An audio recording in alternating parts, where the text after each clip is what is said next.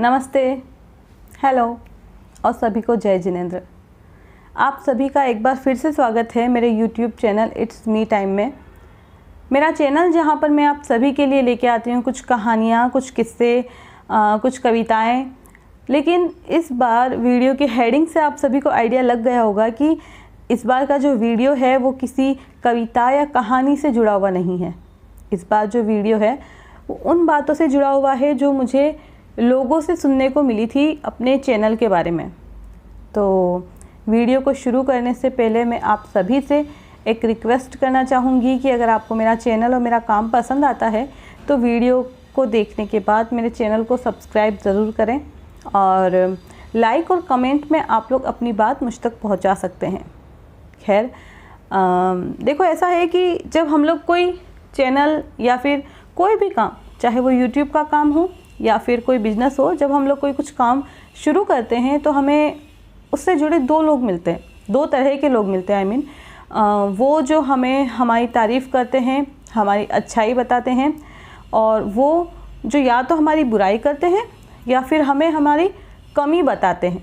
एक तरह से दोनों ही तरह के लोग हमारे जीवन में बहुत अहम होते हैं। तो जब मैंने ये चैनल शुरू किया तो ऑब्वियसली मुझे भी दो तरह के लोग मिले। तो पहले वो जिन्होंने मेरी तारीफ़ करी और दूसरे वो जिनको मैंने अपने YouTube के वीडियोस भेजे और उनसे कहा कि आप लोग इसमें जितनी कमियां ढूंढ सकते हैं ना, मुझे ढूंढ के बताइए। तो क्योंकि मुझे पता था कि वो बहुत अच्छे से क्रिटिसाइज़ कर सकते हैं मेरे काम को, या क्योंकि या तो वो लोग उसी क्षेत्र से जुड़े हुए हैं या फिर वो जानते हैं कि मैं किस तरह का काम करती हूँ या किस तरह का कर सकती हूँ।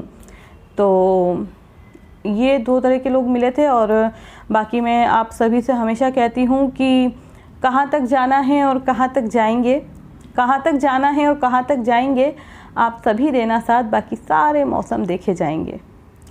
तो जब मैंने उन लोगों से कहा कि आप मुझे अपनी कमियां बताइए, मेरी कमियां बताइए, तो उन्होंने बताई भी और बहुत से लोगों ने अच्छा भी कहा, किसी ने खैर। तो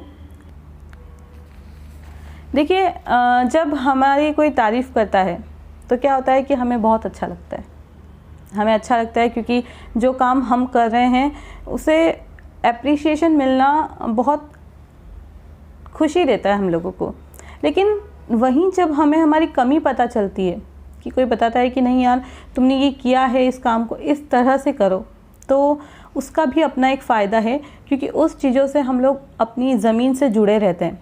हमें पता होता है कि हम कहाँ पे हैं और हमें अब क्या मेहनत और करनी है।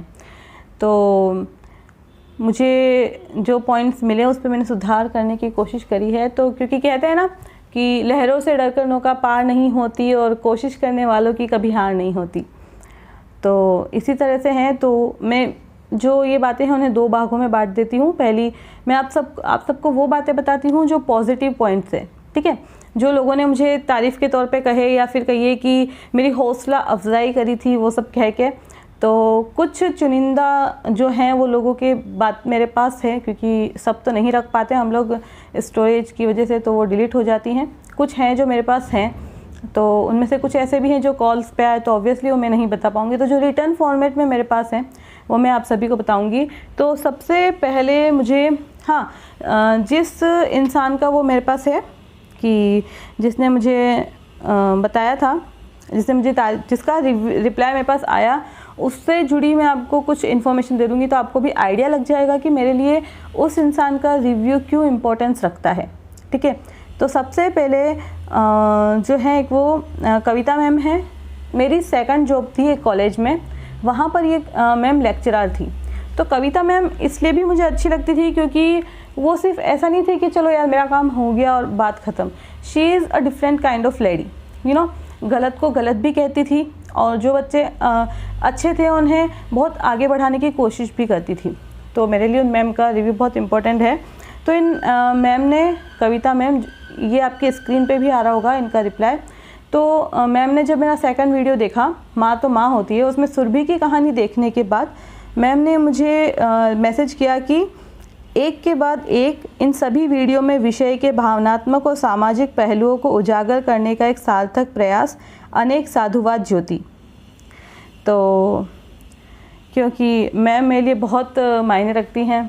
उनका तो रिप्लाई भी मेरे लिए ऑब्वियसली बहुत इम्पोर्टेंस रखता है, क्योंकि गुरु तो गुरु होता है। तो हालांकि वो दूसरों की गुरु थी, लेकिन फिर भी टीचर कोई भी हो हमें कुछ ना कुछ सिखाता ज़रूर है। ठीक है, तो थैंक्स अ लॉट मैम। दूसरा जो मुझे मैसेज आया था वो था भंवर जी अंकल की तरफ से। भंवर जी अंकल यहाँ वडोदरा जहाँ मेरी शादी हुई है, जहाँ पर मैं रहती हूँ, वहाँ हमारे समाज या हमारी सोसाइटी में या आसपास में भी कोई शायद ही कोई इंसान ऐसा होगा जो भंवर जी अंकल को नहीं जानता हो। मीन्स सोसाइटी में सब जगह उनका नाम ही काफ़ी है, Bhanwar ji uncle, it means yes Bhanwar ji uncle. तो सब लोग उन्हें बहुत अच्छे से जानते हैं, एक सम्माननीय व्यक्ति हैं हमारे समाज के। तो उन्होंने मुझे, जो मेरे वीडियोस आ रहे थे तो उसके बाद उन्होंने मुझे यही माँ तो माँ होती है के बाद में उन्होंने मुझे एक मैसेज किया कि सम्माननीय जैन ज्योति समंदरिया। एक तो ना इनकी लैंग्वेज इतनी रेस्पेक्टफुली होती है ना, तो अच्छा लगता है कि चलो कोई तो इस तरह से मैसेज करता है। तो सम्माननीय जैन ज्योति समंदरिया, स्नेहिल जय जिनेंद्र, आपने एक सुंदर वीडियो बनाया। सर्वप्रथम आपने जो विषय चुना है वह आज के वर्तमान पे एक जोरदार प्रस्तुति है। वैसे अभिनय आपके जीवन का अंग है। आप कहानी या लेख लिखते तो हो, वो बहुत अच्छा है, परंतु अभिनय के द्वारा जो प्रस्तुति आपने दी है वो एक समाज में हर व्यक्ति के मन में बस जाए तो ज़रूर बदलाव आएगा। आप इसी क्षेत्र में आगे बढ़ते हुए सफलतम बनो, यही शुभकामना है। तो हाँ, एक इन मैसेजेस में हो सकता है कि कुछ ग्रामेटिकल या फिर कुछ व्याकरणात्मक त्रुटियां हो, तो उन्हें इग्नोर कर दीजिएगा, क्योंकि यही काफ़ी है ना कि लोग हिंदी में हमें मैसेज लिख के भेज रहे हैं, आदान प्रदान कर रहे हैं। तो हिंदी अपना अस्तित्व फिर से बना रही है, तो मेरे लिए वो बहुत अच्छी बात है। और लिखते वक्त तो छोटी मोटी ऑटो करेक्ट के मोड पे भी कभी फ़ोन होता है तो वो गलतियाँ हो जाती है, तो प्लीज़ उसे इग्नोर करें। और भंवर जी अंकल का ये मैसेज मेरे लिए बहुत मायने रखता है, क्योंकि हमारे समाज के एक सम्माननीय व्यक्ति हैं। तो अगर वो तारीफ़ करे और कुछ उम्मीद करे कि हम समाज में बदलाव ला सकते हैं, तो उसके लिए मैं बहुत बहुत थैंकफुल हूँ। ओके, तो थर्ड जो मेरे पास इस वक्त मौजूद है वो है एक डॉक्टर हरिदास व्यास। ये जोधपुर के बहुत ही जाने माने साहित्यकार और लेखक हैं। इनकी किताबें भी आ चुकी है। तो जिन लोगों ने मेरी किताब पढ़ी है या जिन्हें नहीं पता है, मैं उन्हें बता दूं कि ये मेरी किताब है, इबादत को इजाज़त है। इस तरह वीडियो पे मैं शायद पहली बार अपनी किताब का प्रमोशन कर रही हूँ। एक जब किताब लॉन्च हुई थी उस वक्त मैंने एक वीडियो बनाया था, और आज फिर से अपनी किताब आप लोगों से बता रही हूँ। तो ये मेरी किताब है, इबादत को इजाज़त है। ये किताब, इस किताब में जो भूमिका है ना, वो हरिदास सर ने लिखी है। और जिस किसी ने भी ये किताब पढ़ी है वो अच्छे से जानता है कि सर के शब्दों में क्या जादू है। जिसने भी किताब की भूमिका पढ़ी वो कुछ पल के लिए ही सही उनके शब्दों से हिप्नोटाइज ज़रूर हो जाता है। तो उनके शब्दों में जादू है, और ऐसे अगर वो तारीफ़ करें तो मेरे लिए बहुत मायने रखता है। तो सर ने लिखा था कि सक्रिय बने रहना ज्योति, अच्छी कोशिश है, बधाई। एक सेकंड, कोशिश है। सर ने तारीफ़ के साथ साथ एक राय भी दी थी, और आपकी राय बहुत बहुत मायने रखेगी मेरे लिए। तो thank you so much. And yes, continuity is the key of every success. तो क्योंकि जब मैंने वीडियो बनाया था ना, तब भी बहुत से लोगों ने मुझसे कहा था कि बना लेना मुश्किल नहीं है, वीडियो तो कोई भी बना लेता है, लेकिन जो सबसे मुश्किल काम है वो है कंटिन्यू बनाए, उसके अंदर काम को कंटिन्यू रखना। आपने एक वीडियो डाल दिया, इट्स ओके, 2 वीडियो डाल दिया, इट्स ओके, लेकिन उस वीडियो को कंटिन्यू बनाते रहना, उसमें सतत सक्रिय रहना, वो एक बहुत बड़ी बात है। और अभी जिस दौर से मैं गुज़र रही हूँ, जहाँ पर मैं डॉटर हूँ, डॉटर इन लॉ भी हूँ, वाइफ हूँ, मदर हूँ, सिस्टर हूँ, बहुत कुछ सोसाइटी में भी कुछ रहता है, समाज का काम भी है। तो उस वक्त उस सब से निकलते हुए घर है मेरे पास, अपनी गृहस्थी है, उसको संभालते हुए उन सब के साथ में अपने लिए थोड़ा सा वक्त निकाल के जो मैं ये वीडियो बना पाती हूँ, उसमें अब मुझे लगता है कि मुझे पहले जो मैं अपने काम के लिए मेहनत करती थी उससे भी अब मुझे लगता है मुझे डबल मेहनत करनी पड़ती है। तो है अपने लिए वक्त निकालना, यही मेरा इस चैनल का मोटो भी है। तो सर ने कहा सक्रिय बने रहना, तो मैं बिल्कुल सक्रिय बने रहूँगी, क्योंकि जब मैं खुद कुछ करूँगी तभी तो किसी को कह पाऊँगी कि नहीं अपने लिए वक्त निकालिए। पता चला मैं तो कुछ कर ही नहीं रही और सबको कह रही हूँ कि नहीं अपने लिए वक्त निकालना, me time me time me time. तो जब मैं खुद के लिए थोड़ा वक्त निकाल पाऊँगी तभी मैं सबसे कह पाऊँगी कि नहीं खुद के लिए वक्त निकालिए। ठीक है, तो अब अगला देखते हैं। अगला एक हमारे सर हैं भुवनेश जी सर, उन सर ने बहुत अच्छी मुझे कही कि ऐसा नहीं कि उन्होंने एक बार में कही, उनके जो मेरे पास है, मैं 3 स्क्रीनशॉट्स आपको बताना चाहूँगी। पहला, जब मेरी हॉस्पिटल वाली लव स्टोरी वाला वीडियो आया था, आई थिंक वो 3rd या 4th वीडियो था मेरे चैनल का, हॉस्पिटल वाली लव स्टोरी, जिसमें मैंने हॉस्पिटल में जो एक लव एंगल बनता है वो किस तरह से बनता है और क्या उसका नतीजा होता है वही बताया था।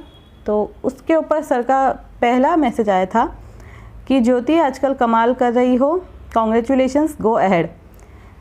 भुवनेश जी सर, जब मैं राजस्थान पत्रिका में थी तब मेरे सीनियर जर्नलिस्ट थे, तब हमारे बीच जो बात होती थी वो ऐसी थी कि किसी न्यूज़ को लेकर कोई बात हो गई, किसी न्यूज़ के फॉर्मेट को लेकर कोई बात हो गई कि किस तरह से वो पब्लिश हुआ है या किस तरह से होना चाहिए, उसके स्पेस को लेकर, जगह को लेकर, या फिर ज़्यादा से ज़्यादा सिटी में क्या चल रहा है। तो काम ये कि हमारी सभी बातें न्यूज़ से जुड़ी हुई होती थी, खबरों से जुड़ी हुई या काम से जुड़ी हुई। तो उस वक्त ना मुझे पता था कि सर पढ़ते हैं या किताबें पढ़ते हैं, और ना उन्हें शायद इतना अंदाज़ा था कि मैं लिखने में दिलचस्पी रखती हूँ।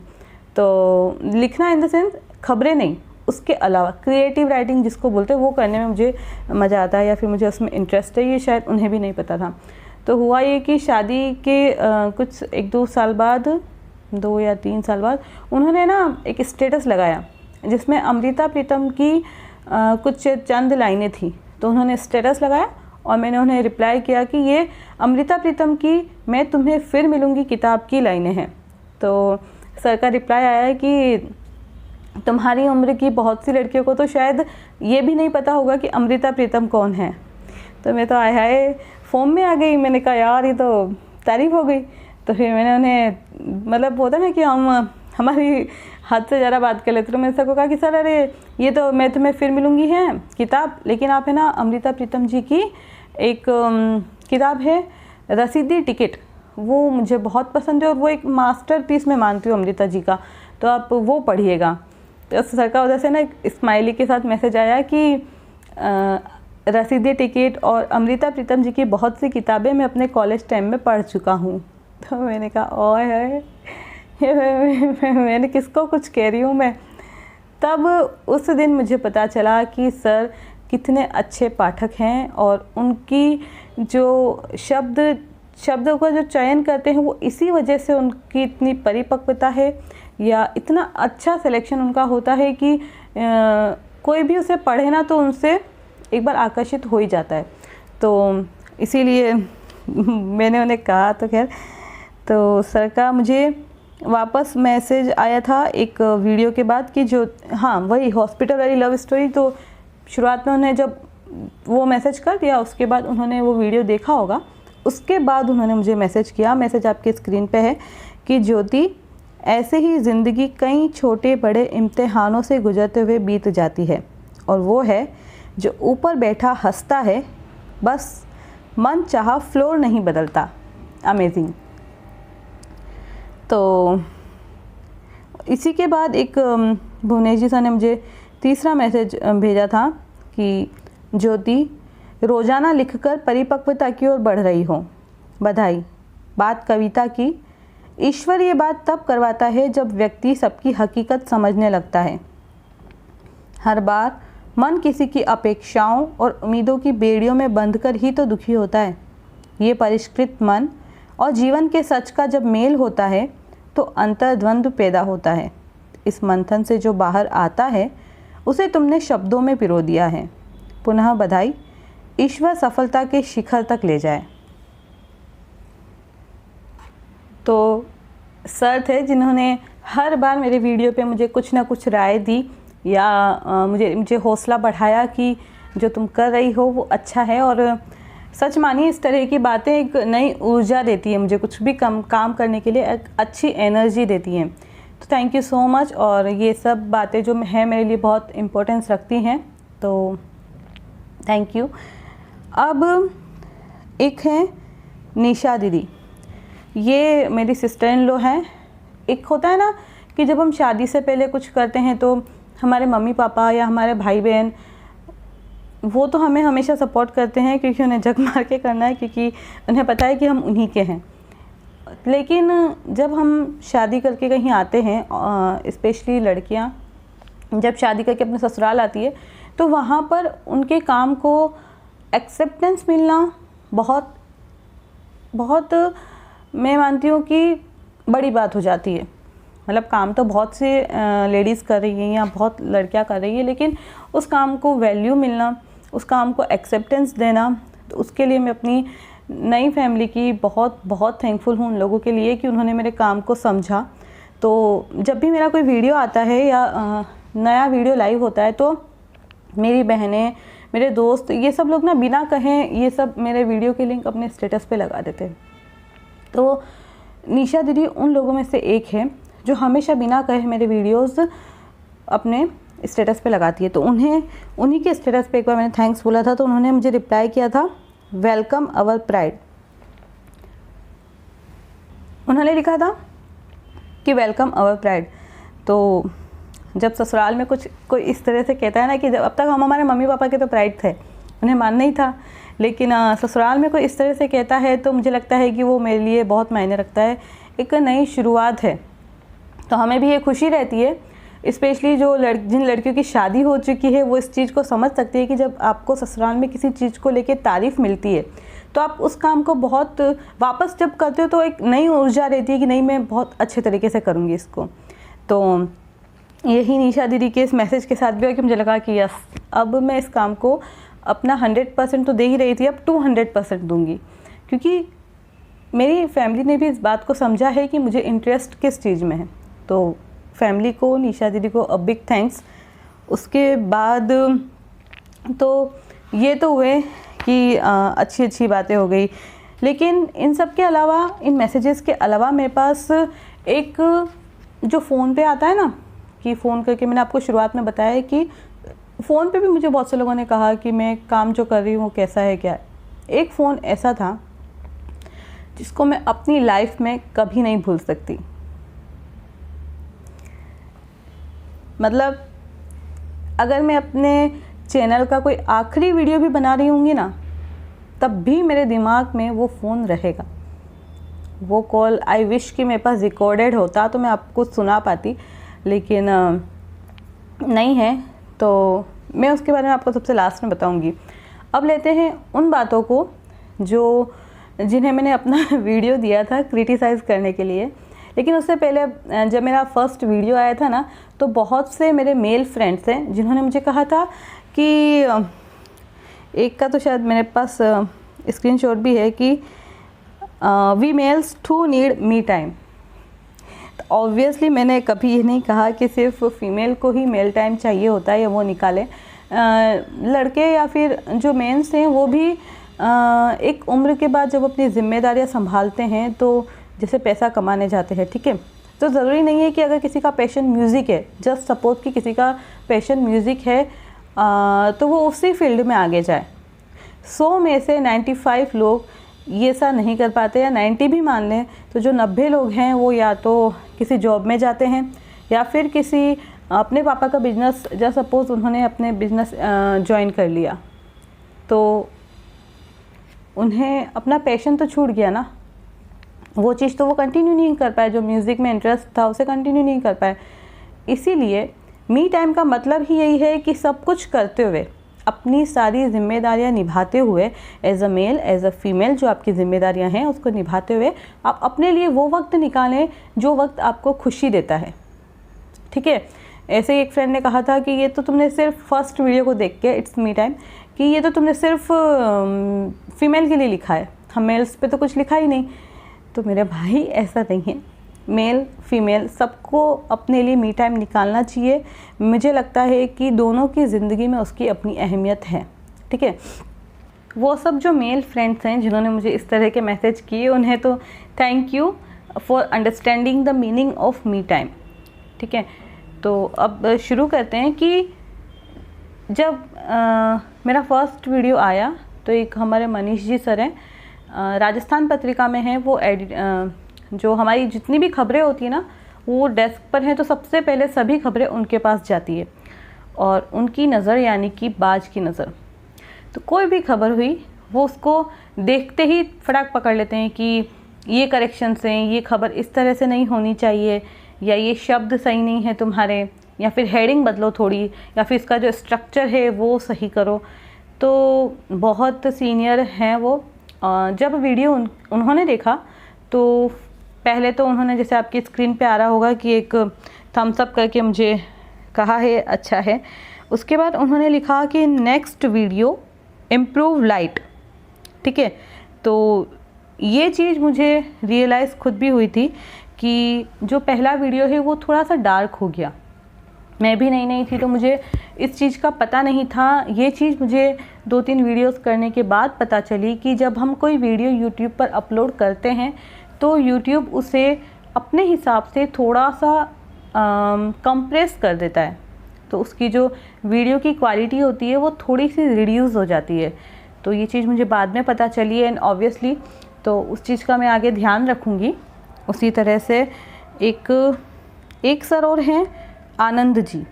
ये आनंद जी मुंबई में रहते हैं, थिएटर करते हैं, प्ले करते हैं, आर्टिस्ट हैं बेसिकली, राइटिंग भी करते हैं और एक्टिंग का उन्हें बहुत शौक़ है, मतलब, और वो इस फील्ड में काम भी करते हैं, आगे बढ़ें। तो बहुत सीनियर हैं। तो जो नए लोग इस फील्ड में आना चाहते हैं, एक्टिंग के फील्ड में आना चाहते हैं, भले वो थिएटर हो या फिर मूवी हो, एंटरटेनमेंट का कोई भी फील्ड है वो उसमें आना चाहते हैं, तो वो उन लोगों को ट्रेनिंग देते हैं, डायलॉग डिलीवरी करना सिखाते हैं, भावों को एक्सप्रेस करना सिखाते हैं। तो उनका मुझे मैसेज आया वीडियोस देख के। वो हमेशा, मैं जब बुक लिख रही थी तब भी उन्होंने मुझे बहुत हौसला अफजाई करी थी, बुक में भी उन्हें उनका नाम दिया है मैंने। तो वो जब वीडियो उन्होंने देखा तो उन्होंने मुझे कुछ पॉइंट्स बताए थे, तो वो आपकी स्क्रीन पर हैं। मोस्टली उनके जो मैसेज हैं वो ऑडियो फॉर्मेट में है, तो उन्हें तो पॉसिबल नहीं है बता पाना, लेकिन यह है कि एक उन्होंने बताया था कि स्टैमरिंग और lisping I was saying about it happens with some certain words. इस चीज़ को मैं खुद भी मानती हूँ कि मैं जब जल्दबाजी में कुछ शब्द बोलती हूँ तो वो आपस में मिक्स हो जाते हैं। तो पहले मुझे इन चीज़ों का पता नहीं था, मैं अपनी बोल जाती थी कि, तो अब मुझे वो चीज़ समझ आई है कि मुझे अपनी वोकल को कैसे कंट्रोल करना है, कैसे शब्दों को बोलना है कि वो आपस में मिक्स ना हो, सुनने वाले को वो शब्द क्लियर सुनाई दे। ठीक है, तो इस चीज़ पर मैं काम कर रही हूँ। कुछ एक्सरसाइजेज होती हैं वोकल, वो भी कर रही हूँ, तो होपफुली इस पे कंट्रोल में कर लूँगी। सेकंड उन्होंने लिखा था कि खड़े होकर बोलने की बजाय कॉलर माइक लगाए एक लकड़ी की चेयर पर बैठकर बोलना ज़्यादा इफ़ेक्टिव लग सकता है, साथ ही सामने ही एक वुडन मेज हो। तो बैठकर तो मैं इस बार बोल ही रही हूँ, चेयर और मेज़ का फिर कभी देखेंगे अगर कोई वीडियो इस तरह से बन पाता है। लेकिन जब कोई गहराई से इस चीज़ को नोटिस करता है, इस चीज़ के सजेशंस देता है, तो वो मेरे लिए बहुत वैल्यू करते हैं and I am really thankful for those people who appreciate and as well as who criticise my work, क्योंकि वही मुझे एनर्जी देता है, ज़मीन पे जोड़े रखता है ना। तो यही था मेरे पास, यही रिटर्न फॉर्मेट में है। तो मैंने जैसे आपको एक कॉल के बारे में बताया था उस एक कॉल को मैं शायद अगर अपने चैनल का आखिरी वीडियो भी बना रही होंगी ना, उस स्टेज पर भी होंगी कि मैं कोई आखिरी वीडियो बना रही हूँ अपने चैनल का, तब भी मैं उस कॉल को नहीं भूल पाऊँगी। उस फ़ोन कॉल को अगर मेरे पास आई विश की वो रिकॉर्डिंग होती तो मैं आपको सुना पाती। तो इस बात तो अभी मेरे पास वो नहीं है, तो मैं उसको ऐसे ही आपको बताना चाहूँगी कि जब मेरा फर्स्ट वीडियो लाइव हुआ था तब एक जालम भैया हैं, उनका मुझे कॉल आया। उन्होंने कहा कि दीदी आपसे कोई बात करना चाहता है। तो मैंने कहा यार मुझसे कौन बात करना चाहता होगा। तो उन्होंने मुझे उसका नाम बताया और मुझे ये भी कहा कि जब से आपका वीडियो देखा है ना वो रो रही हैं। तो मैं तो एक बार के लिए शॉक हो गई कि ऐसा क्या हो गया, क्योंकि पहले वीडियो में तो ऐसा कुछ भी नहीं था कि कोई रोए लिटरली। तो मैं खुद भी सोच रही थी उस वक्त। फिर जब मैंने उनसे बात की तो उन्होंने मुझे अपना नाम बताया और ये भी बताया कि वो एक स्कूल में प्रिंसिपल हैं। और जब उन्होंने वीडियो देखा तो ये बात उन्हें पहले लगती थी, लेकिन वो चीज़ उस दिन उन्हें इतनी शिद्दत से रियलाइज़ हुई ना कि उन्हें अंदर ही अंदर वो चीज़ काट रही थी। उन्हें लग रहा था कि यार मैं सब करने के बाद भी खुद के लिए वक्त क्यों नहीं निकाल पाती। और सिर्फ वही नहीं, उनके स्कूल में बाकी जो टीचर्स हैं उनका भी आपस में रोज़ का यही मसला रहता है कि यार खुद के लिए कुछ टाइम नहीं मिलता। खुद के लिए हम लोग ये करना चाहते हैं, वो करना चाहते हैं, लेकिन कुछ भी नहीं कर पा रहे।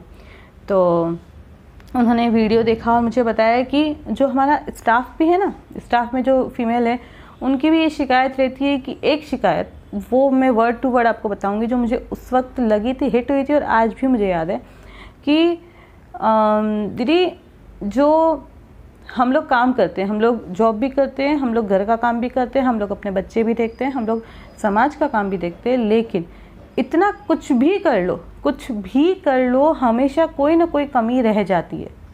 कोई हमसे खुश हो ही नहीं पाता, हम किसी को खुश नहीं कर पाते। तो उस वक्त मैंने ज़्यादा कुछ कहा नहीं, हाँ कर रही थी मैं, क्योंकि एकदम सडन आप किसी को क्या कहेंगे, तो कुछ कहा नहीं मैं बस। लेकिन मैं इस बात को लेके बहुत खुश थी कि कोई इस चीज़ को इतना शिद्दत से समझ रहा है, मी टाइम की वैल्यू उन्हें रियलाइज़ हो रही है। मेरे वीडियो बनाने का मकसद सिर्फ इतना ही था, ठीक है। तो अब मुझे ऐसा लगता है कि हम खुद भी अपनी खुशी के लिए जब कुछ काम करते हैं तो वो हमें इंटरनली खुशी देता है, और अगर हम खुद ही खुश नहीं हैं तो हम किसी और को खुश कैसे रखेंगे। तो मी टाइम एक ये एडिशन भी करता है हमारी लाइफ में, एक थेरेपी की तरह काम करता है कि हमें खुशी देता है, तो हम लोगों को भी खुश रख सकते हैं। तो इसलिए मी टाइम ज़रूर निकालिए। उन्हें भी मैं अब इस वीडियो के माध्यम से कहना चाहूँगी कि मी टाइम निकालना सिर्फ खुद की सेटिस्फेक्शन के लिए ज़रूरी नहीं है, ये हमें एज अ ह्यूमन भी अच्छा बनाता है, एक थेरेपी है, हमें खुशी देता है। और जब हमारी एनर्जी, हमारी खुशी होती है, हमारी एनर्जी अच्छी होती है, तो हम अपनी फैमिली, अपने सराउंडिंग के लोगों को भी खुश रख सकते हैं, ठीक है। और तो थैंक यू इस बार इस वीडियो में। हाँ, एक बात और कि ये वीडियो मैंने क्यों बनाया, बाकी कोई पोइट्री, कोई कहानी नहीं थी, ये इस अलग तरह का वीडियो, क्योंकि बहुत स्क्रिप्टेड वीडियो नहीं है। मैं ऐसे ही बस वो मैसेजेस लेके बैठी थी और जैसे नाम मेरे दिमाग में थे मैंने आपको बताया, तो कोई स्क्रिप्टेड बहुत वीडियो नहीं है। तो अब मेरे पास एडिटिंग का भी बहुत टाइम नहीं है। एक तो मेरी बेटी बीमार है कुछ दिनों से और मुझे भी कुछ इश्यूज़ चल रहे हैं, तो मैं बहुत ज़्यादा एडिटिंग नहीं कर पाऊँगी इस वीडियो में, पर ठीक है, जितना होगा उतना तो ज़रूर करूँगी। दूसरा ये कि इस वीडियो को बनाने का मेरा सबसे बड़ा मकसद, मकसद तो बहुत बड़ा वर्ड हो जाएगा, कि मेरी सोच थी वो ये थी कि आप लोग इस बात को समझें कि जब हम किसी काम को करने की सोच लेते हैं, किसी काम को करने की ठान लेते हैं, तो उसमें हमें हमारा 100% देना है, ठीक है। अपनी जी जान लगा दो, फिर जो होगा वो देखा जाएगा, अच्छा या बुरा, है ना, हार या जीत कुछ तो होगा, लेकिन एटलीस्ट हमें ये सेटिस्फेक्शन रहेगा कि हमने अपने आप के लिए कुछ किया तो है, कोशिश तो की है ना यार। फिर जो हुआ वो हुआ, नहीं हुआ, लेकिन अपनी तरफ से हमने कोशिश तो की। एंड आई थिंक वही एक अच्छी चीज़ है जो हमें आगे ग्रो करने में मदद करती है। एक बात और कि जब हमने कोशिश करी तो कुछ तो मिलेगा ना, और कोशिश ही बड़ी चीज़ है, क्योंकि वो कहते हैं ना, आज नहीं तो कल होगा, हर मुश्किल का हल होगा। आज नहीं तो कल होगा, हर मुश्किल का हल होगा, और भरोसा है यदि अपने श्रम पर, तो मरुस्थल में भी जल होगा। Thank you so much videos देखने के लिए। चैनल को सब्सक्राइब करें, कमेंट्स में बताएं कि इस तरह के out of the box videos मुझे बनाने चाहिए, आपको अच्छे लगे नहीं लगे प्लीज़ मुझे बताएं। And thank you so much video देखने के लिए। अगले वीडियो में जल्दी मिलेंगे, बाय।